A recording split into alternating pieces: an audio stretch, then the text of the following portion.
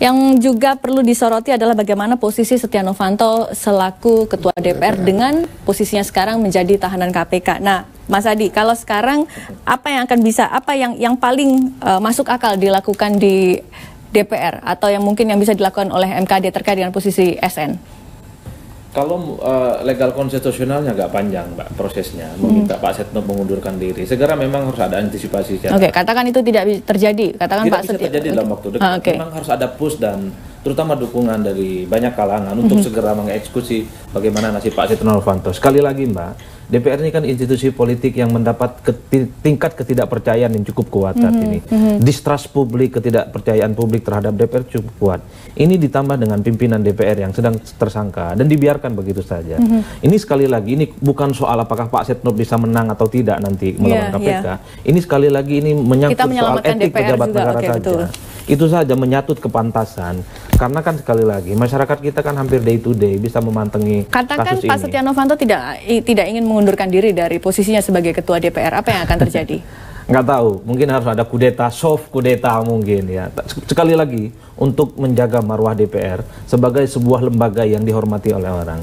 Salah satu yang mungkin untuk meningkatkan marwah DPR saat ini adalah mengganti Pak Setnov dengan segera. Kalau itu masih dibiarkan, saya kira jangan harap DPR mendapatkan bisa nggak kalau seandainya Pak Setia Novanto tidak secara lisan atau tidak dari dirinya sendiri mengatakan bahwa saya akan mundur, tapi Golkar yang menarik?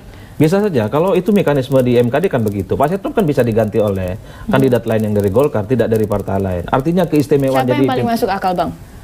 Bang Melki lebih tahu sih sebenarnya. Dan banyak kandidatnya di DPR. Nah, kalau kita sih kalau soal orang seperti kata Bang Yoris ya, buat kami sendiri kalau orang sih di Golkar nggak penting-penting amat sih. Maksudnya gini, kenapa sistem di Golkar tuh bergeraknya bagus ya. Dan orang-orang di Golkar tuh banyak juga yang bagus yang bisa didorong. Jadi kalau soal orang sih kami tidak mau diskusikan. Tapi sekali lagi kan yang tadi terlalu dini lah buat Bang Melki ya. Dan menurut saya gini, bicara DPR ini kan ada 10 fraksi di sana. Dan ya karena saya juga kadang-kadang kalau ke DPR tuh melihat sendiri ya, bagaimana juga antara fraksi ini kan juga dengan kepentingannya itu kan dititipkan kepada Pak Nov. Dan sebagai Speaker of Parliament di Indonesia ini, Pak Nov kan juga harus berdiri sebagai kepentingan itu tadi. Makanya tadi saya berkata itu, ketika pansus ini ada itu kan Pak Nov kan kemudian tidak bisa sampai bebas dulu lagi ketika ke KPK. Dalam hubungan yang juga memang menjadi tidak perkelaannya menurut saya sudah nggak sehat lagi terakhir antara KPK dan DPR ya.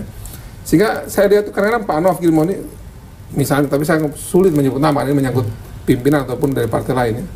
Pak Nov jangan begitu dong Pak Nov, kan kita ini kan DPR kan begini lagi, kita dengan KPK lagi begini. Itu yang terakhir kalau kita lihat ya, itu memang membuat Pak Nov dengan KPK juga akhirnya tidak lagi seperti biasa sebagai seorang personal gitu. Itu kenapa akhirnya jadi menghindar untuk beberapa jadi akhirnya kan banyak kepentingan itu membuat juga Pak Nov juga tidak bisa lagi secara pribadi. Nah itu yang mungkin jadi problem sangat sering Bu Melki. Jadi begini, kalau tadi menarik ada paradigma ini DPR melawan KPK. Padahal sebenarnya begini, kalau kita lihat desain konstitusi kita kembali, KPK itu muncul kan bukan karena dirinya KPK. Tetapi dibuat oleh negara, yaitu DPR dengan pemerintah. Artinya wewenang apapun yang dimiliki itu adalah bukan keinginan KPK, tapi keinginan negara, yaitu melalui teman-teman DPR. Nah, kalau ada paradigmanya misalnya membenturkan antara misalnya melawan KPK, sesungguhnya meruntuhkan dirinya sendiri. Orang yang membuat undang-undangnya kok, termasuk bagaimana peran katakanlah KPK sebagai koordinator untuk kasus korupsi, dengan kaitannya kepada kepolisian dengan kejaksaan, itu bukan keinginan KPK. Nah, oleh karena itu menurut saya itu paradigma yang cacat kalau sampai dibenturkan DPR dengan KPK lah. Ini kan lembaga negara yang mereka buat dan disepakati masing-masing. Pertarungannya ada di praksi, perdebatannya waktu itu, dan jadilah undang-undang KPK. Itu yang pertama. Kedua gini Bung Melki. Bung Melki kan dalam rapimnya itu sudah mencalonkan yaitu presiden. Salah satu sebenarnya Jokowi itu, presiden ini cintai masyarakat, salah satu adalah nawacita keempat. Itu apa? Itu pemerintahan penegak hukum yang bersih dan negara kuat. Artinya kalau ada simpul yang tadi dibilang oleh Bung Adi itu Novanto disandingkan kepada Presiden Jokowi, menurut saya ini antitesis. Kalau kami pemilik daulat rakyat sesungguhnya, katakanlah karena toh kami kan nanti yang diminta suaranya untuk memilih, lepas suara kami kepada siapa, kalau memang konsisten memilih Jokowi, mesti saya bukan figur yang model Novanto yang sekian lama ya soal paradigma. Memang fakta hukum belum ada.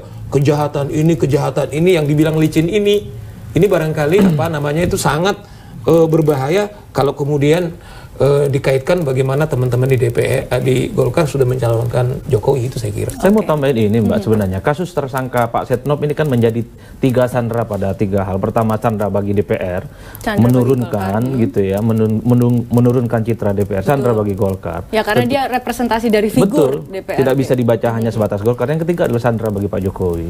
Sejauh ini kan Pak Jokowi dianggap memiliki komitmen terhadap pemberantasan korupsi yang sangat luar biasa.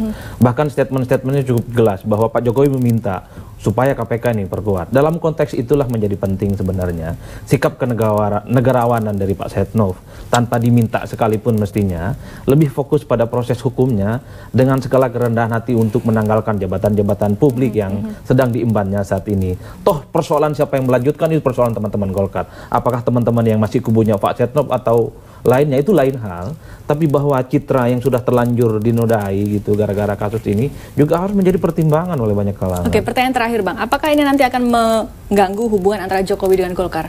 Saya kira enggak. Kalau Bang Melki sudah menggaransi bahwa tidak akan ada hubungan yang tak mesra dengan Jokowi, saya kira ke depan Golkar juga akan tetap menjadi bagian penting. Kesepakatan kami begini dengan Pak Jokowi ini. Kami sadar betul bahwa Pak Jokowi ini kan tipikal orang pekerja, orang berkarya lah, sesuai ideologi Partai Golkar, yaitu karya kekaryaan. Sampai saat ini itu teman-teman juga dipertegas lagi, yang sudah kami putuskan di Rapimnas mendukung Pak Jokowi itu masih tegas menjadi komitmen Partai Golkar. Cuma saya perlu tegaskan berkali-kali bahwa karena Partai Golkar ini berada di pusaran pertarungan menuju Pilpres ini yang ditarik ke sana kemari, ini itu yang saya bilang tadi, soal ini tidak menjadi soal hukum semata ya. Aspek hukum tadi saya sudah dibahas, tapi Pak, ini menjadi soal politik juga yang buat kami begini. Singkat Bang. Soalnya Pak Novanto pribadi dihukum ini kan ini problem hukum yang logika hukum yang bekerja tadi seperti Pak Saud tadi katakan. Tapi yang kami mulai terganggu ini karena ketika kami merasa ini serangan kepada Partai Golkar ini kok sudah melebihi daripada seharusnya. Nah ini yang kemudian kami coba respon dan kami berkumpul dan kami akan coba merespon dengan cara-cara kami secara terukur lah. Baik, kita nanti lihat bagaimana langkah-langkah yang diambil oleh Partai Golkar. Mungkin minggu depan sudah ada rapat pleno dan mungkin nanti akan lanjut. Mudah-mudahan minggu depan segera bisa selesai mencari formula yang dinamikanya sangat dinamis. Kalau Bang Yoris cukup ekstrim ingin menduduki DPP.